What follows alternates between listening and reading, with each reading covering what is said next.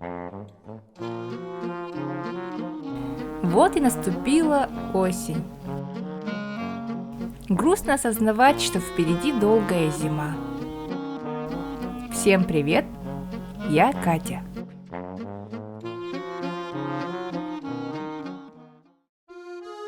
Город привлекает свежестью, оживая под пленительными осенними красками.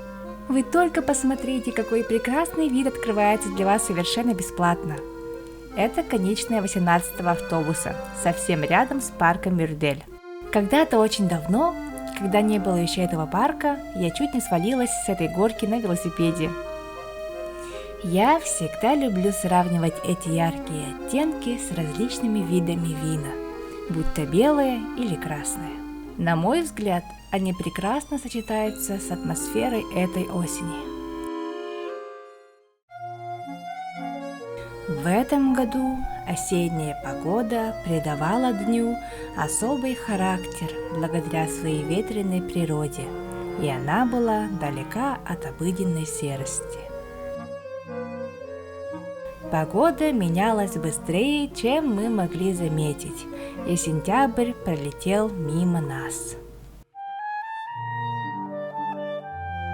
К сожалению, наш урожай не порадовал нас этой осенью, и вылазки с дедом в поисках грибов не принесли успеха. Но тем не менее, у нас были и хорошие моменты. Мы завершили процесс поклейки обоев по всему дому.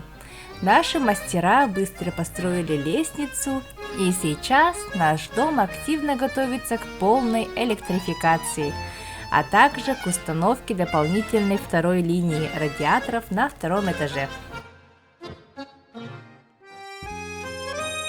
Материалы для лестницы мы нашли или покупали сами. Джулус сам клеил доски и усиливал их соединительным материалом. А два мастера за 2 дня быстро управились с нашей лестницей.